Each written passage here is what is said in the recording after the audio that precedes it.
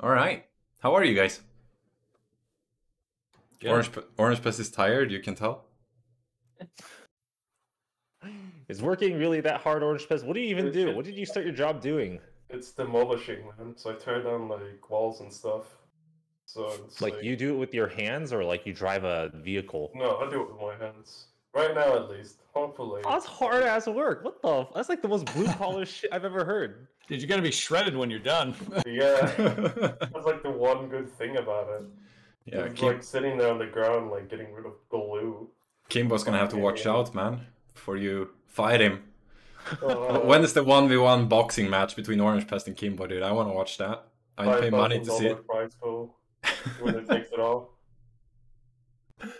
Sponsored by Red Bull, right? Mm-hmm. Yeah.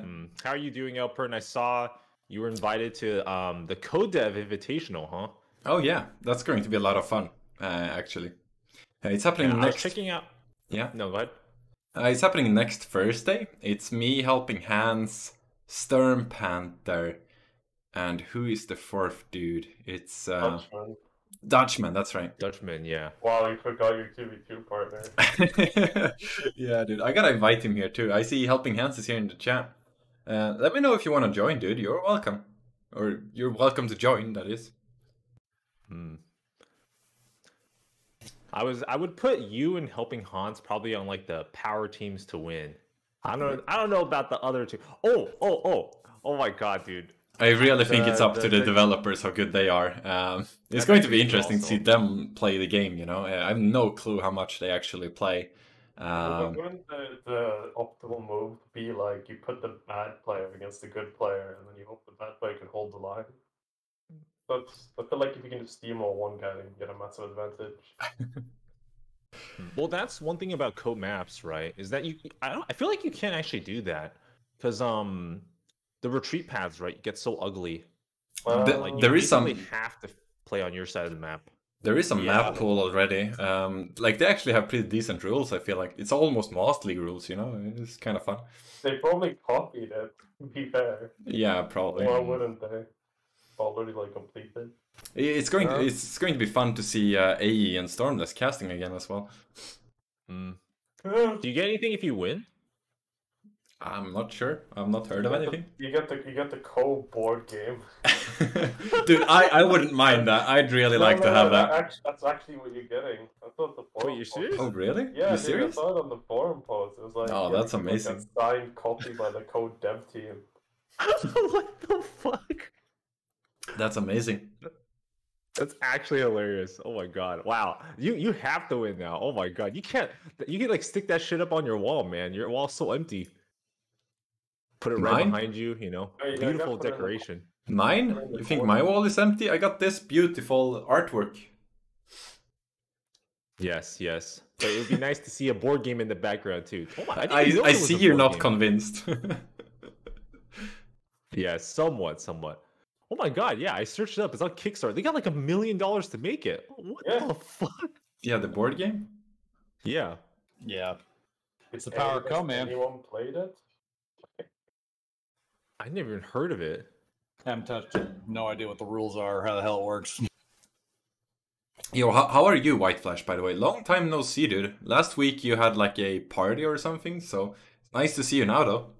Yeah, we had a bachelor party. We were playing football. I actually sprained both of my wrists. Oh, really? Very, very drunk, but it was a really good time. So you're still hangover, or how does that work? It was a couple days hangover. I'm back in business now. That's nice. WhiteFlashReborn, if you guys in chat are not aware, is the map maker of a lot of maps, including like Crossroads Winter, Play as the Outskirts. What else is there? Nexus. Nexus, AOD. AOD as well. One of the best Twitter maps. We got a celebrity here, yeah. There's a couple, yeah. You were talking about retreat paths earlier, and I couldn't help but flinch at how true it is, how bad retreat pathing is in CoH2. And there's a couple of ways to permanently solve retreat pathing problems. There's really only two things that need to happen, and Relic would need to do it.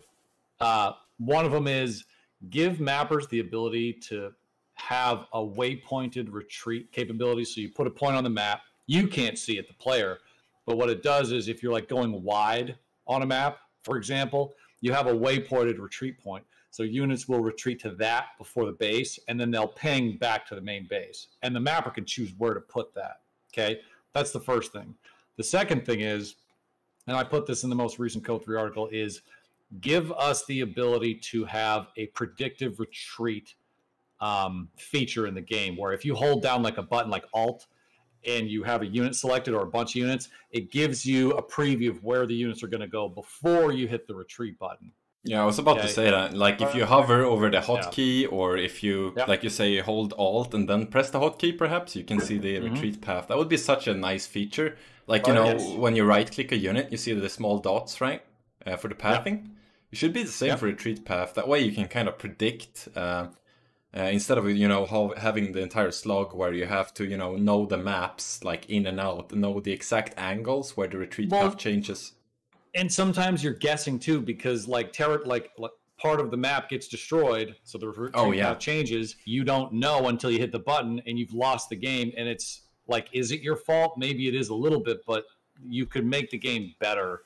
And it's not like reducing the skill cap. It's a feature, you know, that could help everybody. So if you do something like that and give us the flexibility to have waypointed retreat paths, so your choice is made better by the mapper to begin with, and you get to have predictive retreat, I think that's a win-win. But I haven't heard anything of Relic's going to do that, so we'll see what happens. I feel like it should only apply to friendly units.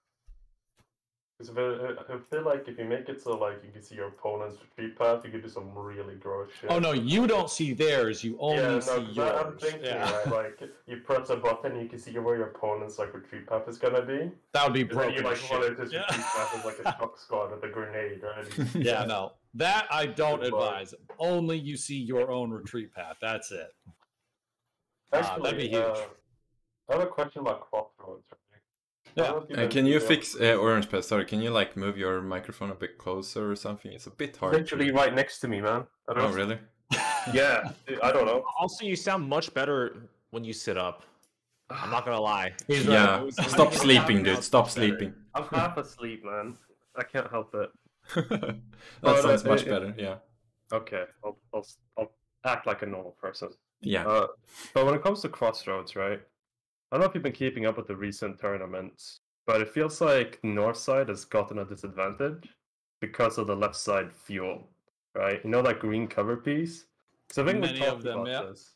Yeah, so like the graveyard area. Yeah. When are you gonna fix that? Well, if we have some, so when we fix it, so this is the thing with making maps. Like, it's like we have a problem. It's over here in this corner. Fix it, please. And it's the vagaries of that feedback is not useful, but you know what I mean? Like, so if we have like a good replay tournament. Yeah, please do. Yeah. Okay. So the problem, right, is on the right side, there's no green cover, right, for the approaching player. Very little, yeah. That's the truck. Yep. The tractor, but it's actually mirrored. But the stone wall is not mirrored, and I feel like that's where the major issue is. I think the biggest problem is, right, because I think we had a discussion on Code2.org briefly about this, but basically, right, and Isildur does this, because I've talked to him about it, basically what you do is, your first combat unit, be it a rifle squad or a conscript, right? From south, you need to specify. In tournaments, allies are always south. Yeah. You will go straight for that wall, and you will just sit there, and that means they can't take their fuel.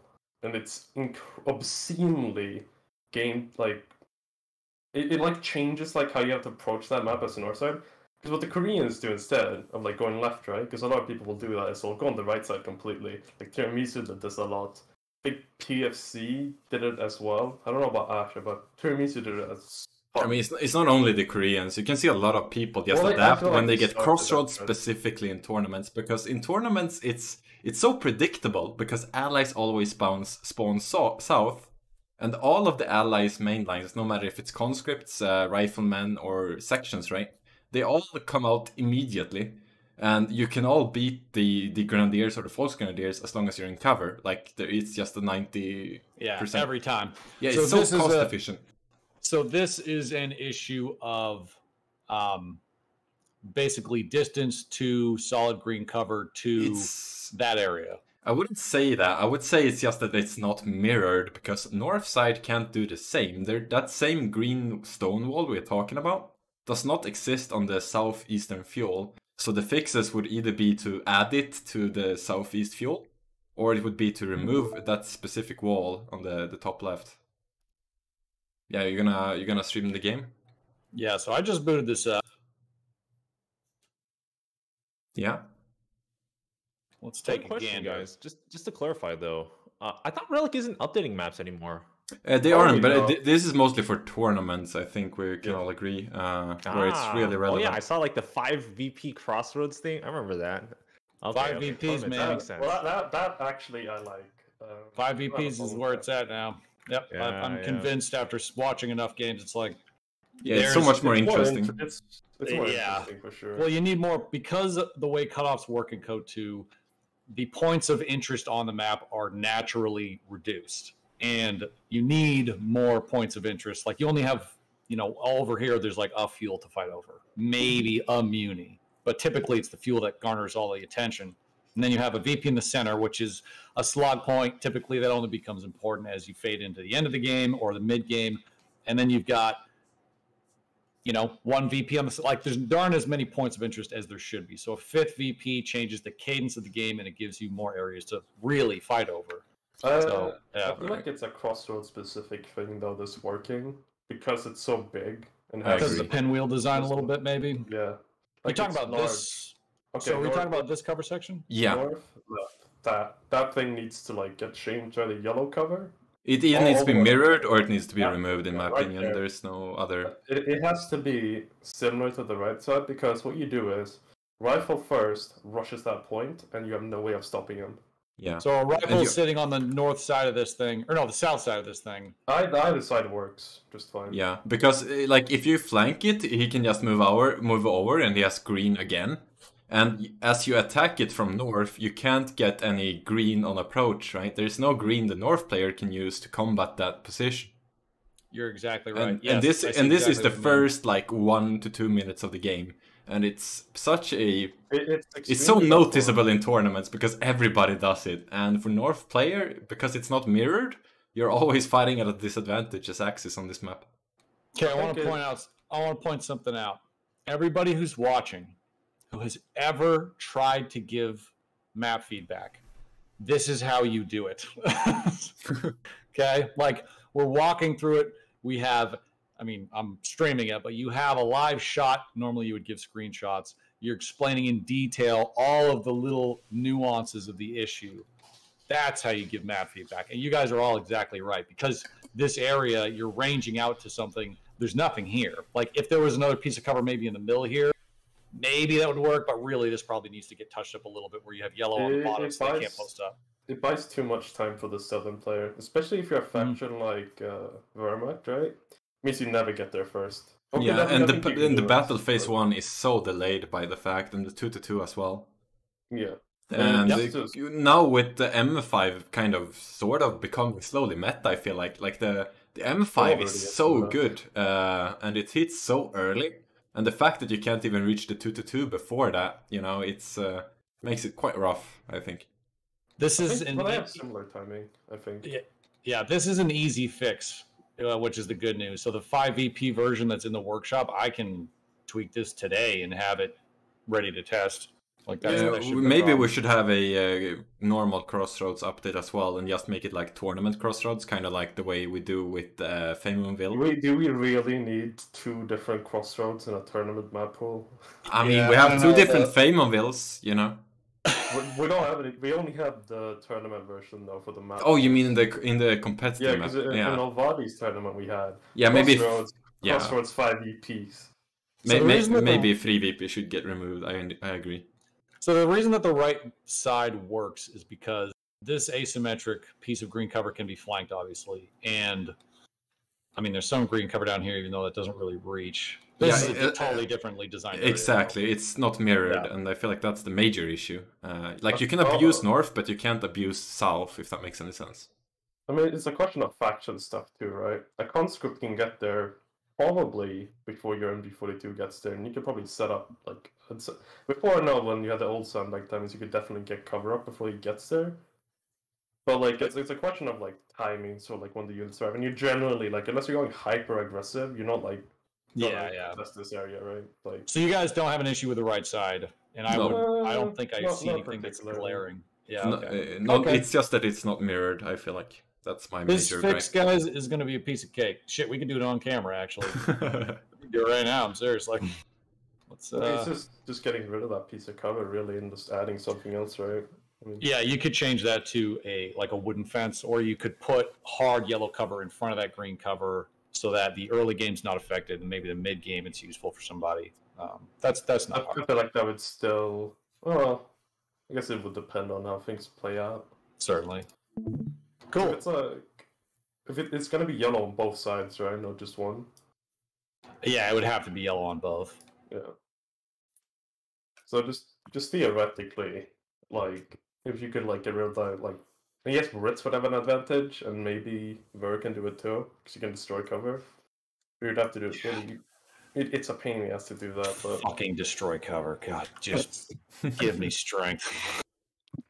So much fun. I played against Tonkatsu. Every time on Crossroads, he would get his engineers out and he would fucking just destroy all the hedges and then make like 3 trenches and put up Vickers in like 2 of them.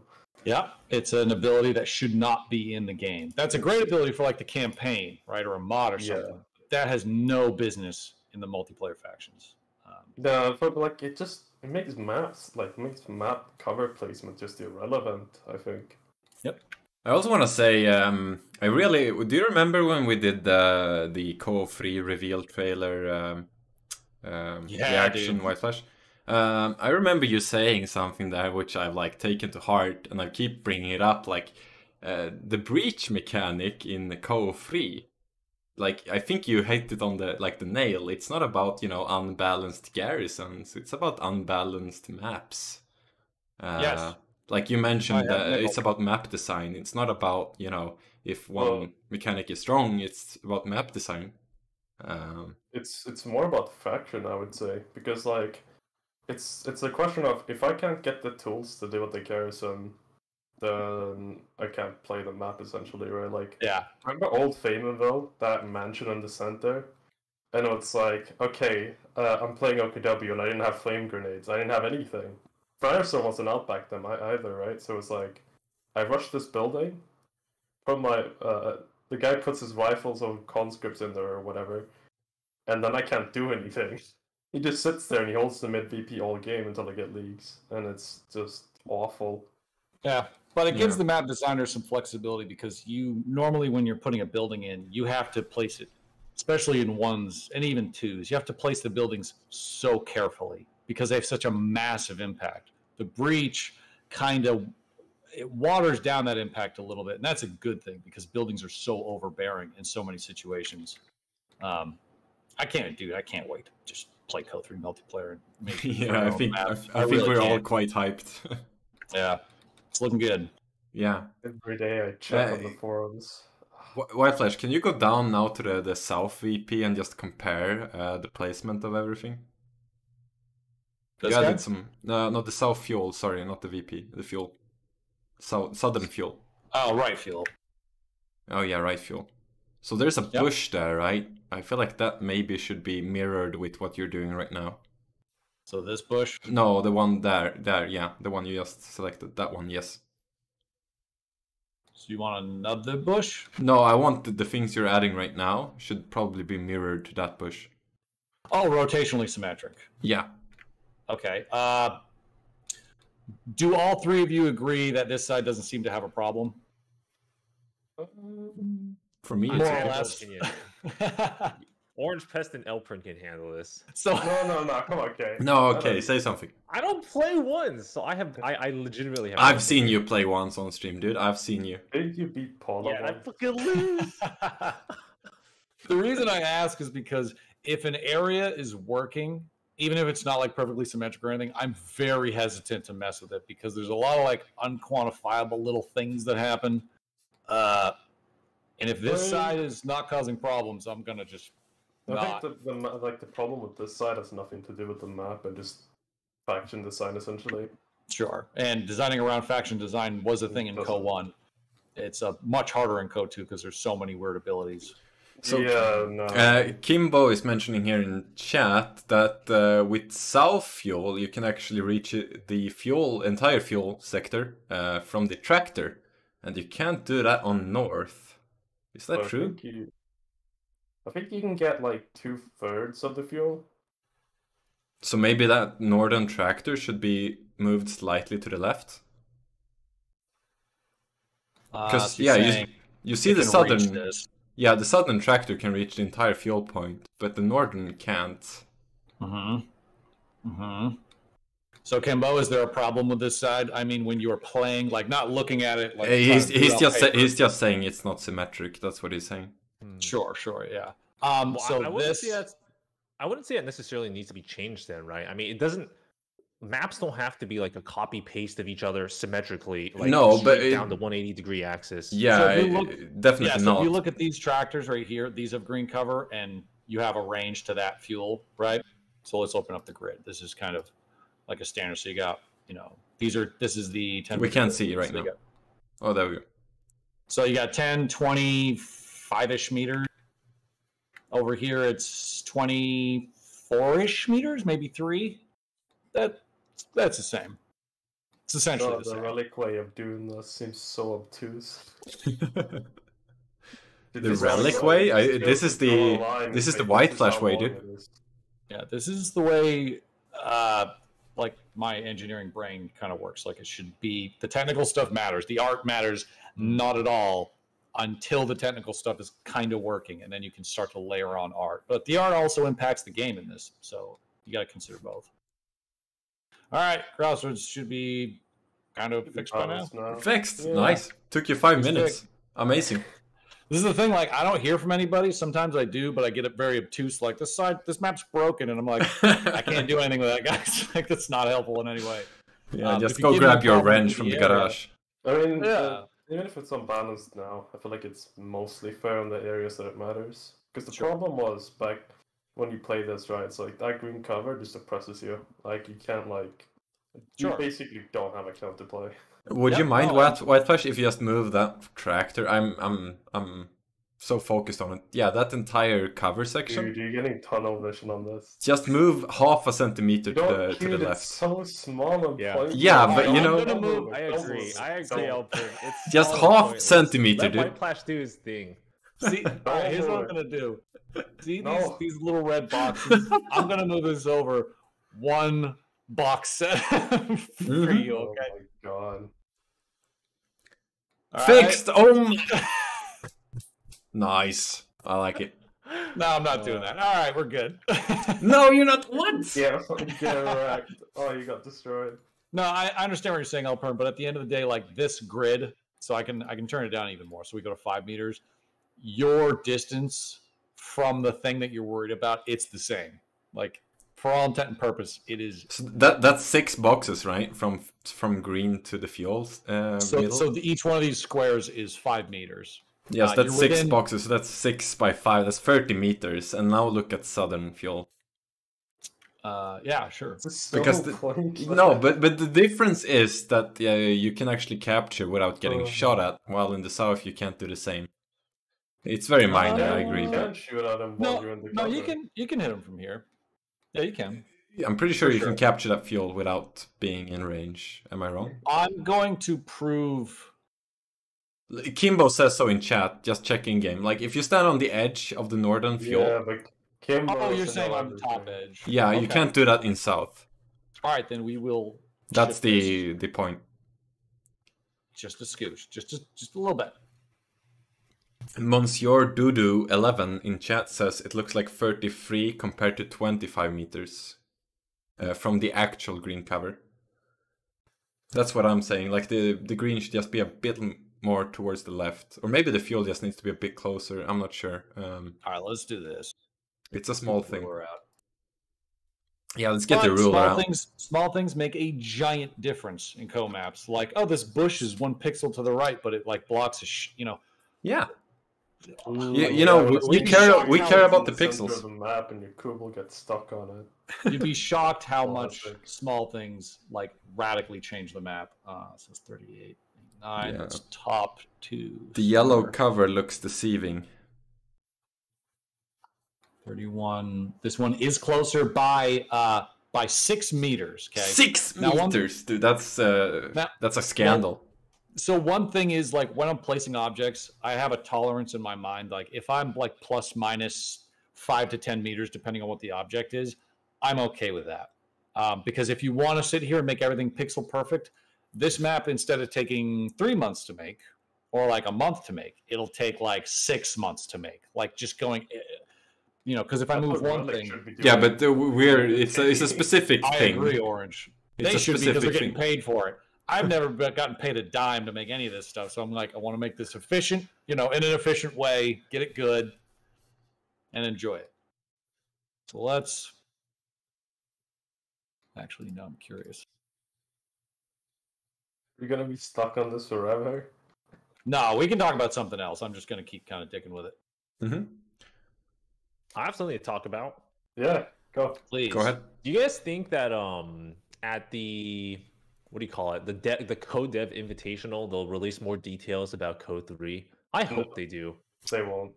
I don't think so either, because looking at the roadmap, I think it would be on the roadmap if that was the case, but we have no more announcements this month to make, according to the roadmap. No.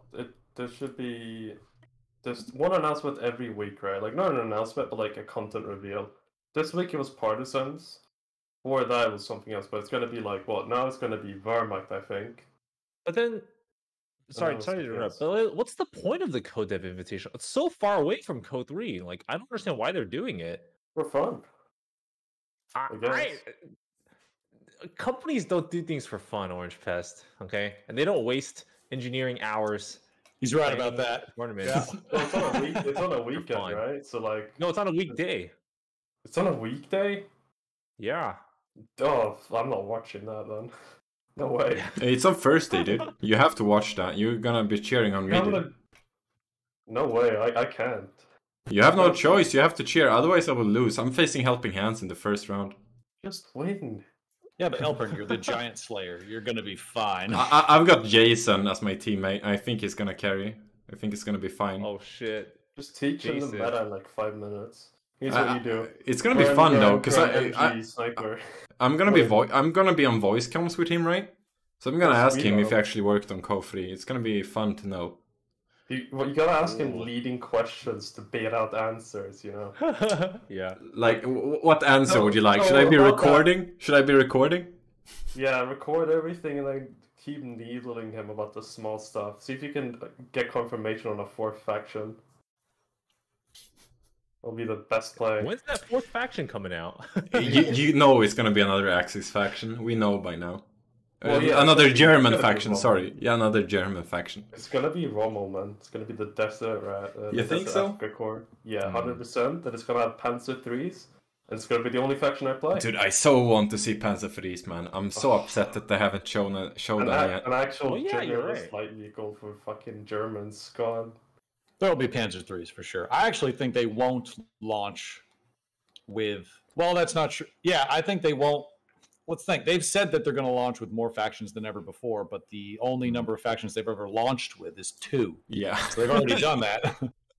Doesn't tell you much, does it? Dude, I bet they're going to have 3 factions. They're going to have... It has to be 4. It has to be 4. I also think it's 4. Imagine the 2v2 tournaments. It's like...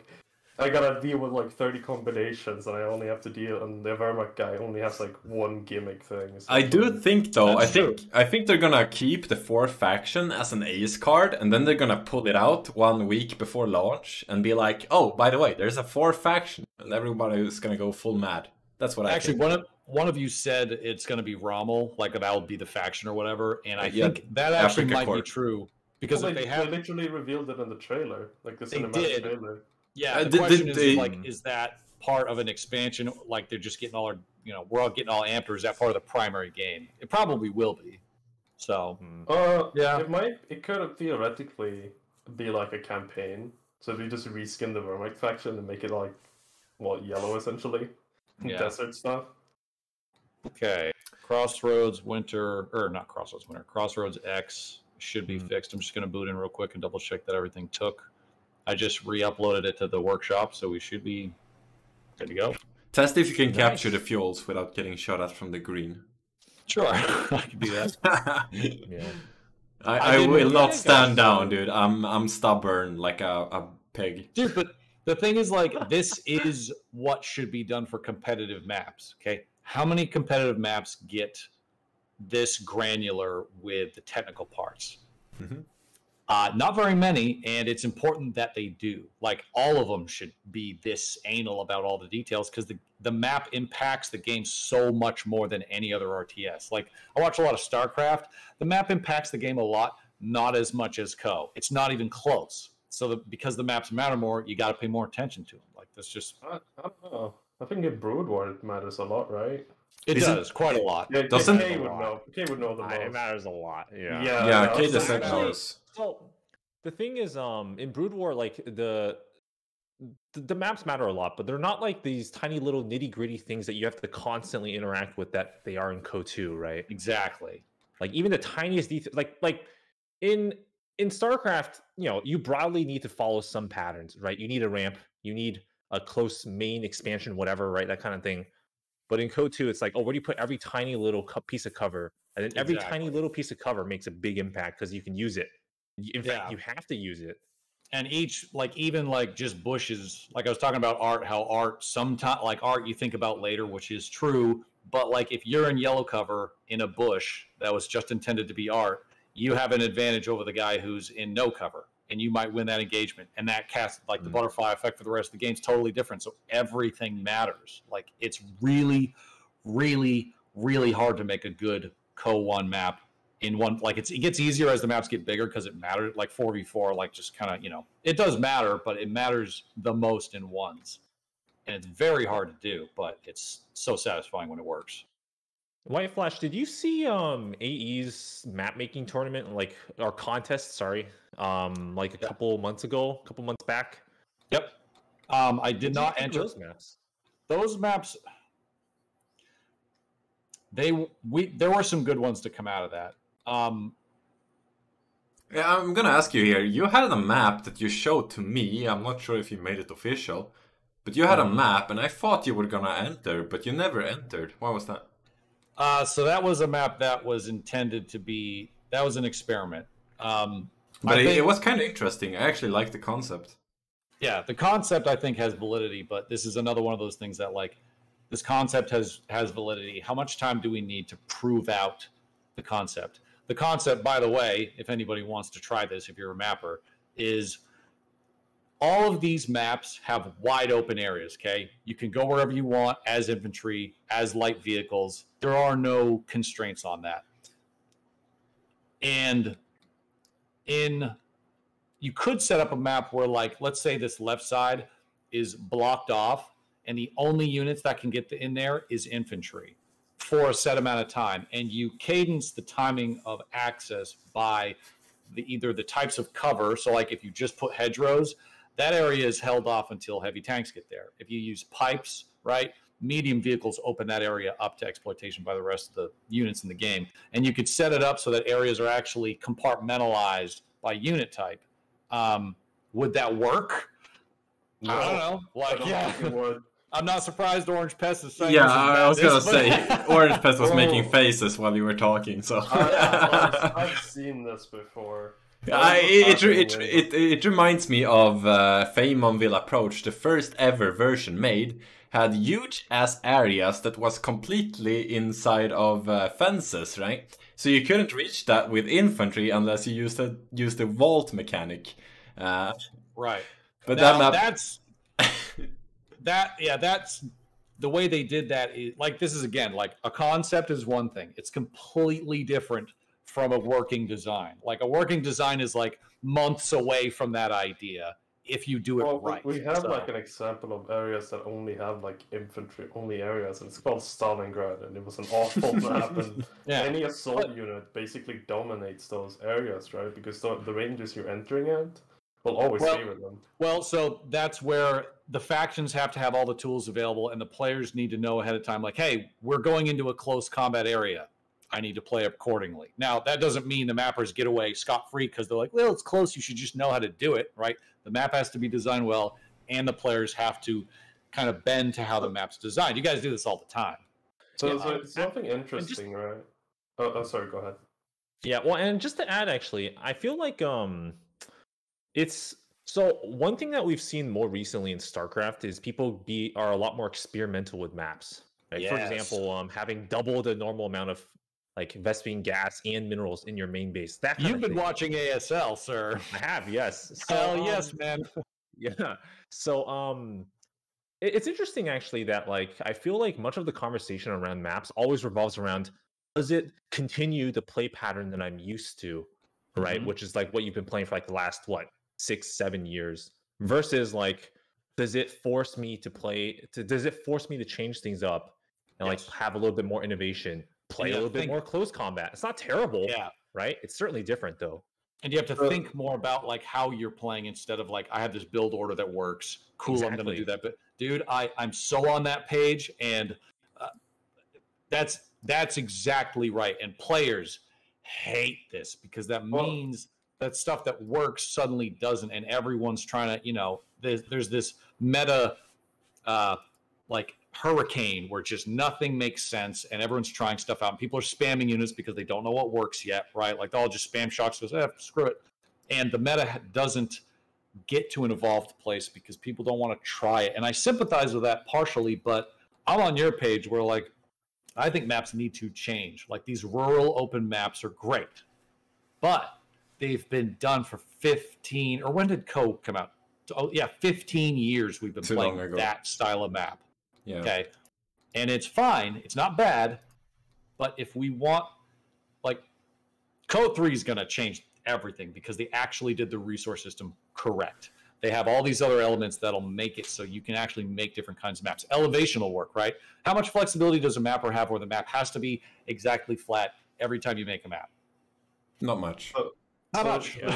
So the problem, right, I have with this, it's not like the idea is inherently bad, right? But in CoH2 specifically, you have stuff like behind commanders, right? Like OKW, all their shock troops, essentially, like all their CQC troops, except Sternpowers, which lose to every other CQC unit, is locked behind Firestone with the MP40s. Mm-hmm. And Yeah. when I load into an automatch game, I might not have that commander equipped, and then I just lose if I land Yes. on a map like that. And that's the problem with like the commander system, right? And probably the factions not having options. Yes, so that's a Code 2 problem, right? Yes. Code 2 is Code- fun. Code 2 is, and this might be an overreach, but Code 2 is not designed like a Code game is supposed to be designed. Okay, every faction does not have, with no commanders, all the basic tools that they need to accomplish an objective.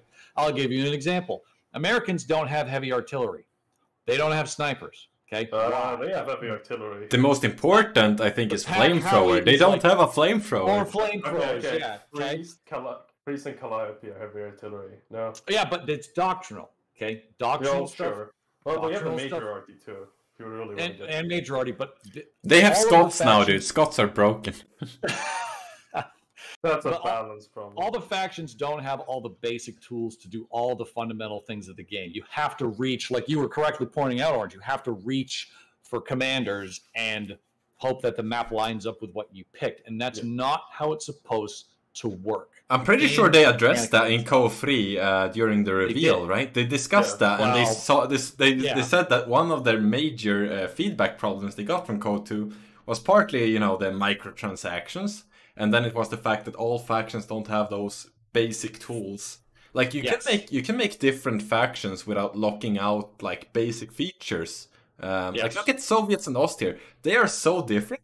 But both factions has all the basic tools necessary. It's just that they're different. Right. And that, I mean, yes. to be honest though, like I feel like it's the vanilla 2, like Soviet and Wehrmacht, were fine factual, like design wise. It's just when they started adding on gimmicks for the sake of gimmicks. Like That's USF, where the heaviest tank was meant to be the 105, and it's like, Yeah, I don't have good that luck. counted to like a tiger. Yeah. Like, Have fun. Well, and Yeah. it's the vanilla Code 2 and it's vanilla Co-1. Like those sets are the most important, like understanding how those factions interact with each other and how they have all those basic tools. Like, and it's the same thing in Co-1. They're like, oh, well, this works great. We made some money. We kicked ass. Now let's release the Co-1 Brits. Right, where like I don't know if you guys know how the Co-1 Brits work, but it's insane. Yeah, it's so bad. Right, and it's like they have to keep the trucks and like the factions designed to blob. You have to be around your LT and captain to get like it's just in like the guys who made the first game vanilla did not. Whoever designed those factions, those was not the same humans. Like it's so they just gotta keep their eye on the ball. It was absurd, and like the entire meta around dealing with them was really weird. It's also something you need to figure out, with the pen and paper, essentially. Like before you get into making the game, that's so nice to see that they're actually going to do that with Co-3. Well, they have Devamon. I'm sure he's gonna like fight against anything like Co-1 Brits for sure. Yeah, I was pumped to see him in. I'm like, that's a big win because he was one of the guys in Co-1 who like one of the top players. He really, really on a deep level understood how that game worked. And as good as Co-2 is, it's critically important that you know how both games worked. Like you've got to know how both of these games work or you're not going to be able to give any useful feedback because you've got one kind of biased perspective. And it's even Company Heroes Online. I don't know if you guys played that one. I never did, but I wish I did, because looking back at it, people have given it so much praise, and I feel like it's such a missed opportunity. It sounded like a pay-to-win clusterfuck from what I heard. It was like nostalgia goggles because it was so stupid. So it was a clusterfuck, but this is an example where like Co-3 could have Co-3 the game, right? Like multiplayer, Co-3 the campaign, and then Co-3 a Coho system where it's like it's separate from it's a module inside the game, but it's where you can have fun, right? Like you start the game up and Pyos have MP44s and flamethrowers, but everyone has some goofy crazy stuff and it's just fun. Like if they want to sell the game, you can do everything. Like StarCraft does this, StarCraft 2 does this. They have all kinds of goofy crazy modes and it's great. Yeah, but the problem, it reminds me of how successful like Hearthstone had with Tavern Brawls, right? Where you just like change up every week you just change something up. Yes. And then you let people play casually, right? That could actually be really interesting for Co-2 or Co-3. You know, you can't build tanks for 1 week, right? Or AoE 2 is doing something like that right now. They have currently a Battle Royale game mode. Yeah. And they're changing up game modes, like AoE 2, like 30 years old or something. And it's important to look at it like it's like that doesn't mean that they have to destroy the ladder, right? The ladder's still the ladder. Exactly. It's a different like surge, you know. It's a different queue. Like you're on the main menu. There's 4 buttons, right? One of them is this goof mode, and it's just fun. Speaking of which, AoE, if you guys have played, they actually have generated maps. I wouldn't be against having something like that in Co-2 as well. Like, say you have the normal set of maps, and then you have one which is like generated, which generates a map with like AI or something, which is like complete random, and then just have that like random map. No, I don't think I wouldn't mind that, because it would be, it would be more relaxed, more casual. Of course, you wouldn't see that in the tournaments, but just. Well, I'm just imagining someone like popping like a garrison outside your base and like blocking you. It shouldn't be that bad, AoE maps, they're still somewhat mirrored, even though they're generated. The map is like pure red cover everywhere. What a nightmare. yeah. I just sounds Generates like such a disaster to me. Yeah, I don't know. I mean, it would be fun for casual. That's what I'm saying. I'm pretty sure the majority of the 4v4 player base wouldn't mind it. I think I would like to see. I think I would like to see what an AI would do if it was going to automatically generate a map. Like, I would want to see what that looks like and what parameters you put into the AI to say, like, don't do this, do this, right? Like, you're going to have a massive list of stuff, and then what does it give you if you generate 100 maps? What do they all look like? Because I like StarCraft, you could auto-generate maps. AoE, you could auto-generate maps. So StarCraft have auto-generated maps? No, they don't. But you probably could do that. Oh, yeah. Maybe. But like Supreme Commander auto-generated maps, right? Fair enough. You get to Co, and I'm like, like I've been world building since Warcraft 2. Like I've used so many world builders and so many RTSs, and I look at Co and I'm like, that might be one of the only RTSs I'm not sure you could actually do that because it's so. I mean, maybe you could. Hell, I don't know. I'm not an AI programmer. I have no idea. I'm sad now. No, I feel like that would be so fun, though. I feel like that would be so fun. I cannot disagree with you more strongly, elpern. Imagine queuing in to Paula in the 1v1 ladder, and it's an auto-generated map, and it generates like Halba or something, you know? That would be so much fun. So not on my ladder. God, Lord. Not only do people get upset over KO2 like company heroes RNG, now they get upset over map RNG. Oh, like fuck this seed, man. Yeah. That would be the hardest game to generate maps for, I think, automatically. Like pretty comfortably the hardest. I just think I I think the problem you're gonna eventually run into though is KO2's, and like KO2's a relatively like small game if you compare it to really big stuff. And games like StarCraft and Hearthstone and those games can actually afford to have those for fun modes. If you like start spreading the player base even more, because I was thinking about this, right? Does anyone play 3v3 at all? Yeah, I do. Like, Not in the past 4 years. Never, Yeah, I I used to play it a lot. I still do. Not in the last month or so, but like, this year I have me and two buddies who play threes. I actually like threes more than fours because fours are just, it's too crowded, man. I mean, is it the 3v3 map pool way worse than the 4v4 map pool? And now, like the 4v4 map pool is bad, and then you get to 3v3. Well, the threes and the fours map pool needs love, like generally speaking. But yeah, like Ethelbrook Station, like.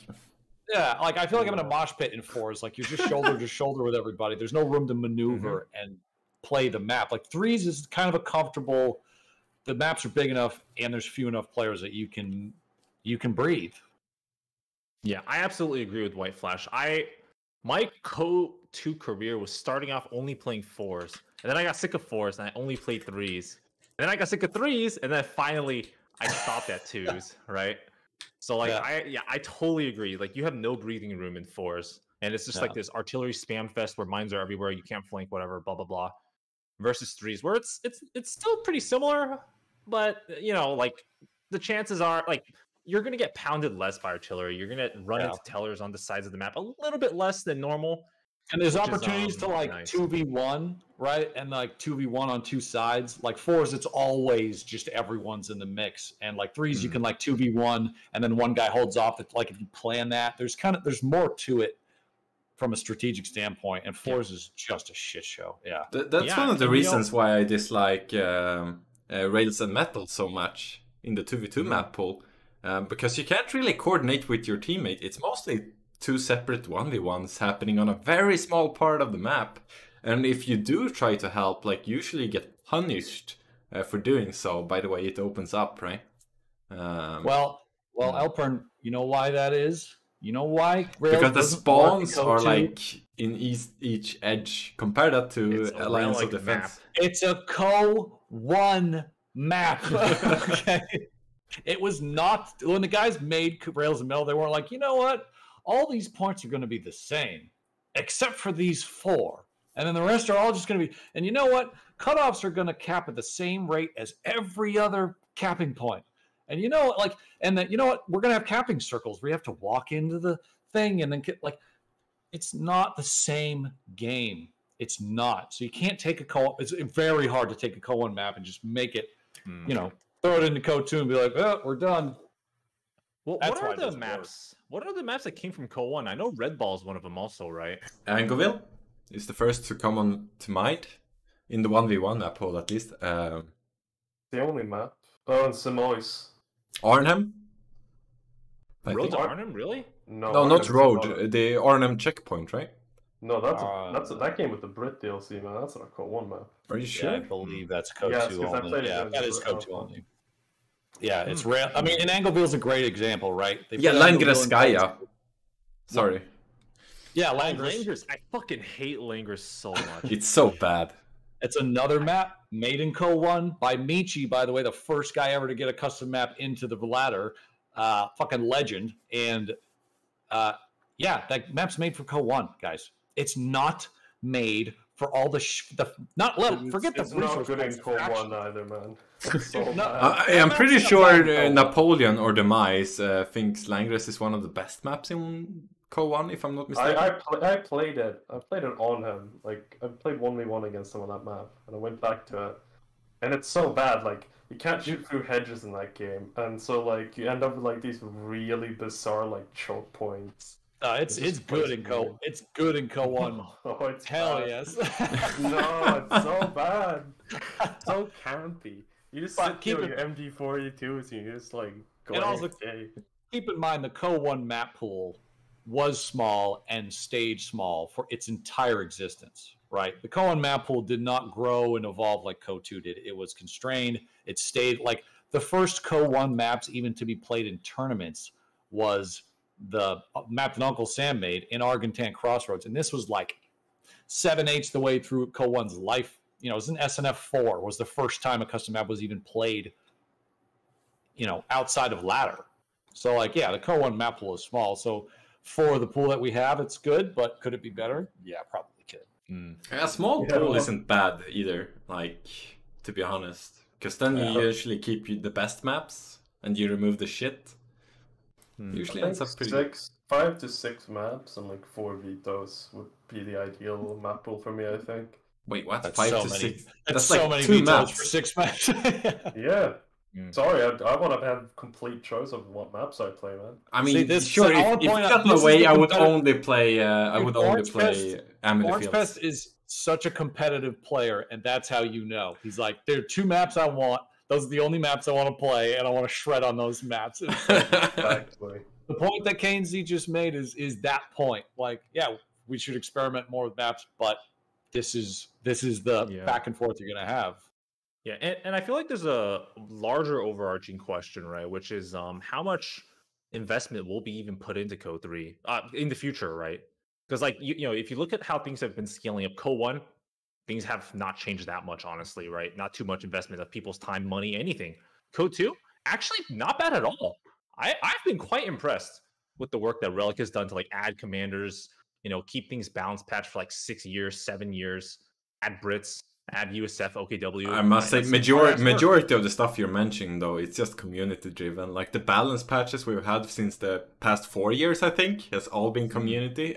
Maps, all community-driven. Like, the last thing Relic did was, like, one balance patch after Brits, and then they also... They accepted the new commanders, which was also community-made.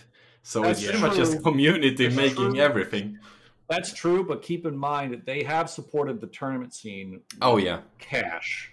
Okay, like what were those $20,000? I forget what the prize pool was. Yeah, but it's only for the Relic tournaments though. They never really supported Master League as much as I wanted them to do. Yeah, I mean they're not going to be perfect, but they have even with their skeleton crew, they've allowed the community to do all the things they've done. In KO1, if we wanted to get something done, we had to go through the Relic channels. Like we had to work with Relic very closely, and they would be like, "Listen, we're doing X, Y, and Z." Like it was much harder for the community to breathe and flex their muscles in KO1 and KO2. They've allowed us to do that. And, I'm just saying, it's mostly the community has been so amazing. There's so many good like people in this community that's like kind of made KO2 what it is today. And, that's true. I don't think all credit should be given to Relic, No, 100%. You're right. More community, Yeah, but what I'm talking about though is like, after 5 years, I would say, is probably when companies like lose a lot of interest and like don't make that much money from like KO2 and whatever in other games as well, right? I mean, that's just a random number that's I'm ballparking out there. But the point more is like, for the first couple of years when it started, lots of content, they helped grow the community, right? You grow the community by releasing a good game. You market it, you do all the shit you need to do to like make a good community, like tournaments, you recognize people in the community, blah, blah, blah. You listen to community feedback. And that's like making the community heard and also giving, players more content is the way to build community, right? So like given, like they don't do it now for KO2. Okay, and like I kind of understand, and that's working on KO3. Right? Like they should, exactly. And they are listening. Like they're doing this early super early pre-alpha, pre-alpha thing, you know, with KO3, and it's nice to see. They have the feedback channels in their forums and Discord and everything. Like they're really and like even a year before KO3 releases, you have like John and Relic like sitting in the Discord responding to every dumbass who says something stupid, right? He's like answering to everything. Dude. It's like holy shit. Oh my god. Look, if you just look on those forums, some of the shit people come out with. Yeah, it's a lot of garbage, but there's still like every now and then you actually read something and you're like, I actually agree with this. And it's just nice to see that they're actually listening. But Relic has to wade into that lake of shit and find the gems, right? Like that was something else that article that I wrote. I was just like, listen, the most important thing that Relic has is their filter, their bullshit filter. Nothing matters right now, like for their feedback system, except their bullshit filter. We can say all the best stuff in the world, but if they can't recognize the good information from the nonsense, and there's a lot of nonsense, and they've done good. Honestly, I have not been upset with how they've taken feedback and what they hired DevM, right? They could very easily have hired someone where I'm like, oh no, right? They hired Monolithic Bacon for mapping. There are not that many mappers out there, but if I had to pick one, Monolithic Bacon would be one of them. Like, is he the best technical, like what we were just doing, making the ladder map perfect? No, he isn't. He's okay at that, but he's very, very good at the world builder. His technical knowledge of the world builder is almost infinite. So like if you had to hire a guy, Mono, take Mono all day. DevM, outs, her aim strong or something. So like their hires also tell you something as well as their feedback direction. Right. And the reason I bring all this up because it is to ask a final overarching question, which I'll pose right now, right? Which is do you think KO3 is going to have like some sort of, more, like become more mainstream than something like KO2 or KO1? Like, are we going to have those AoE2 tournaments with like 10,000 viewers in KO3? What is it going to take? If not, what is it going to take? I would like that, right? I mean, I think everyone here would like it, but it's also a question of luck to a degree, right? Like, you have some games that just blow up overnight. Totally. Like Tarkov, like, nobody knew about it, and then suddenly just everyone was playing it. I mean, could that happen to KO? I feel like you can't compare it with first-person shooters, though. Like, you have to compare it with games in the same genre, and the major ones we have is StarCraft and Age of Empires, right? Why are those two titles so successful? Well, I feel like that's what you have to compare.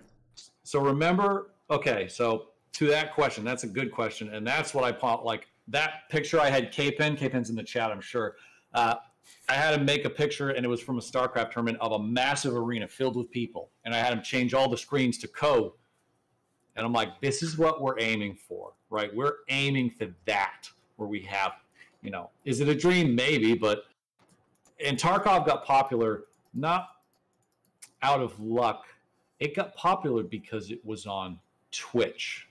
Okay, Twitch is something that didn't exist at all when KO1 was out, and KO2 is not as good as KO1 in a bunch of ways. I mean, they're both not as good. I'm not going to dig down that rabbit hole, but the Twitch aspect of this can be embraced in a way that it wasn't for KO2 and couldn't be for KO1. Okay, so like if you look at exposure, which is like if your game's good enough, it's got to be good. If you expose everyone to shit, that didn't do anything. But if KO3 is good enough at launch, not when KO2 came out, it was abysmal. Yeah, it was abysmal, right? Props to getting it better, blah blah blah. That doesn't matter anymore, right? Like THQ didn't die yesterday, so they had to rush a game out. That's what KO2 was. So we got what we got. KO3, they have Sega behind them. They have time. They have infinity feedback, right? So if the game is really good at launch and they support it, as if it's a really top tier game and they get all the best players and they get all the hype and they put money behind the tournaments and the community steps up, which I have full confidence they will. It comes down to, can you get the average person to watch that game? Like I watch ASL, right? I play StarCraft some, but I don't I watch way more StarCraft because it's fascinating to watch. The stories behind the players, Orange and elpern, there's plenty of stuff they could talk about with you guys, everybody else, right? Then there's the casters. Are they doing a good job? We've got plenty of good casters. And then is the game fun to watch? And, you know, I don't know about you guys, but KtheZ looks good, but will it be good? That combined with the Twitch elements, I think you might see it go there. I partly agree with you. Partly, like the game doesn't have to be fun to watch in order to be successful. Like look at League of Legends, right? It's not very fun to watch. That's an opinion, but Okay. But it's objective. That's yeah, right. Yeah, true, true. But it's like I agree about the parts about exposure. We had someone in chat here like they didn't knew about CoH2 like until last year when the game got free. I assume like they need to do some very proper advertisement, and the game needs to be good at launch. Yeah, definitely. And keep in mind too, right? I feel like just as a genre, RTS, it has a lot of people interested in it, but it's been fairly stagnant, I would say. No, I can't name any like really blockbuster, popular new games that have come. StarCraft 2 came out in 2011. They are billions. They're coming now. Like AoE 4? Yeah. Well, AoE 4, yeah, kind of, right? And yeah, so like, funny enough, also developed by Relic. But it's interesting that like, given the stagnation in RTS, right? We have this blockbuster one coming out, KtheZ, next year. There may be like some potential for satisfying people who are like looking for that RTS itch, right? Like pent up demand. Fresh. Yeah, exactly. Yeah, I agree like with that. people are still developing it, right? StarCraft is dead, but like as in not being. You said it was stagnant last time, not dead. You changed your mind. No, sorry, it's not being developed. That's what I meant. Yeah, they're not StarCraft working 3. on it. Yeah. Versus like, and there are a couple of other companies working on it, right? But from my perspective, at least, and I know RTS pretty well, KtheZ has the potential to be like the gem of the early 2020s. I agree. And there are very few other games like that. Frost Giant, right? Spin-off of old Blizzard developers. They're not going to come out with a game for like 4 or 5 years. And look at all the attention that they've got, right? Those guys form a studio. They're like, these guys worked on StarCraft. And you look at how much attention that company has got, press, views when they do interviews. I agree with that. I think there is a lot of pent-up demand. Like the last good RTS to come out is like They Are Billions, which is like a single-player game. Like that's not traditionally what we think of. Isn't that basically a tower defense? Yeah, I think exactly. so too. Yeah. It's more of a base builder, right? Yeah, so it's like, I agree. I wouldn't even count that as RTS, but okay. Yeah. So like, we gotta cut. Sorry to interrupt. We gotta like finish the bag here because time is running out. Orangepest, do you have any final say? You didn't bring up anything on this last point about KtheZ, what they have to do to be successful. I just think they have to appeal to the casual comp stompers to some degree. Just like that is both. like you believe it or not, like all my friends that I like grew up with playing like KoH1 or whatever, they all comp stomp. I comp stomp. We all did. Because like it's enjoyable. The problem Quick with dopamine. getting into like multiplayer, for example, especially for like a game that's been around for this long now, just means you're gonna get the shit kicked out of you like 30 times in a row. You're gonna sit there and just be frustrated and not want to play. Yeah. Yeah. I agree. That's why these fun modes matter. Like not the short term, the long term. Like I think there should be another mode that's integrated into the game that's not ladder, right? You can still comp stomp. This is another mode of fun. And KoH is so unique and awesome. There's so much you can do with it, right? Oh man, the potential for this for another mode is like it's crazy. Yeah, like if it's an expansion, fine. It would be better if it was at launch because that's when your momentum is the most. The most of your, that's where all your initial sales are the highest. So you want to max that out as much as possible because that trickles to all the other people that don't know about it. So yeah, I don't know. I'm gonna elpern. You mind if I throw that KtheZ article because a lot of the stuff we've been talking about is relevant and it's in there and it's like this stuff about like what are they going to do with KtheZ, the retreat thing we talked about, maps, like the filter of Relic, all that stuff. I mean, Yeah. Yeah, you should. I mean, you put so much effort into that. When I saw that article, I was like, holy shit, dude. WhiteFlash has like... That's 2 weeks. In the making, man. Yeah, that was a couple of weeks. It's an essay, man. It's literally an essay. Yeah. This would be a good paper. But this is the good, like, if I'm asking for feedback, like, let's pretend I'm designing a game. Let's pretend I'm designing KOH2. I want stuff like that, right? I don't want a forum post where someone's like, make it good, please. Please have Italians in the game. Like, I can't work with that. Like, I need data. I need experience, and I need, like, specifics. So when I write something like that, and this might, again, carry over from, like, the normal job, my day job, but it's like, I want to know the details, the devil's in the details, and that's why I write them long form, and that's why I put those videos in there too for people to watch because I was ranting. It's like all 3 of those KOH2 articles, I'm like, the details matter, and Relic wants that stuff. They're begging for it, so give it to them. I mean, I think the most important part of the feedback is going to come from like the forums once the multiplayer drops, because that's when people are going to get invested, right? Because that's when they want to win and they want to talk about stuff. I feel like right now a lot of the forums is just like, what if X? And they get that a lot, I think, in terms of like feedback in all games. Yep. What about this campaign? And it's like, well, yeah, it's okay. Like, okay, sure. Why are we talking about the Pacific, or you know, like Japan and China, and like when we're in the Mediterranean, like And remember, Relic can do everything. Like, it's not about campaign, it's not about multiplayer, it's not about ladder. They do everything. Do it all. Like, do it all and do it all right. I have to cut it. Sorry to interrupt. We can continue next week. Yeah. You're all invited. And thank you all for showing up. You can, guys in chat and guys watching this on YouTube later, perhaps, you can all find these handsome people. Their names, twitch.tv/their names. KtheZ, he does casting and is playing the game. You got WhiteFlashReborn, a map maker, and you got Orangepest, one of the best tournament players right now. anymore, though. I have a tournament announcement video to show, and after that we are going to stop the podcast. It's ending for today, but thank you all very much for showing up, and Cheers, guys. I'll just roll this clip, and I'll see you guys next time, and yeah, cheers. See ya. And bye.